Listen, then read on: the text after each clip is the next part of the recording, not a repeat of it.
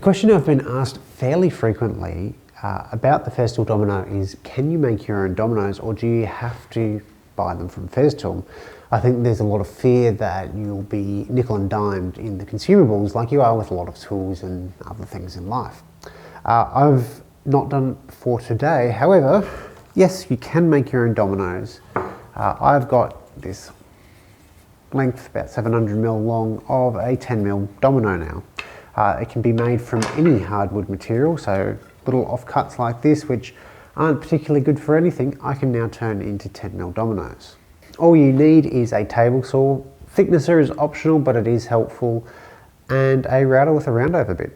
Let me show you how I made them. First, the scrap I had was cut to width for a 10mm domino that is 24mm. Then over at the thicknesser, it had to be planed down to 10mm. The Festool dominoes are slightly over that at about 10.3mm, though that variation could just be the quality of calipers I have. This part takes the longest time, which would be why batching them out would be a little bit better.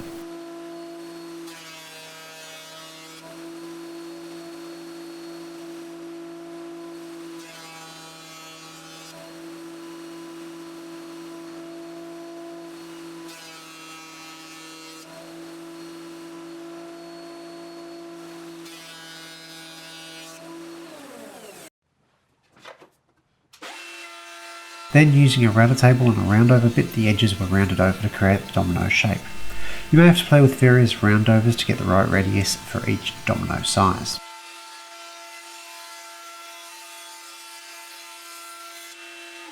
As I'm not short on 10mm dominoes at the moment, I cut just one up to the correct length of 48mm using my crosscut sled.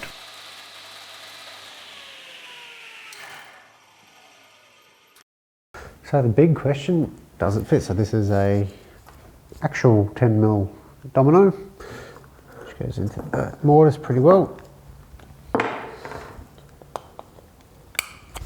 And the one I've just cut. And it's a little loose left to right, so I think I had my fence settings wrong on my roundover, or I just cut these a little bit too narrow.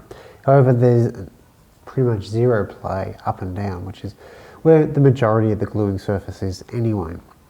So all in all, while my fit is a little bit loose horizontally, the real strength is from the top and bottom of the domino, or loose tenon stock. And is it worth it? Well, the most expensive domino for my machine is the 10mm dominoes, these ones, which I've made today. And at most, I think if you buy them in the smallest packet, they work out to be about 35 cents each. So is it worth it? Well, probably. They're not that expensive, and for the time that they save, they certainly make up for it. But if you've got scraps laying around like that, or I've got another 4 of these, which were just an offcut of the next project for Mum, well, I can actually get all the joinery from the offcuts.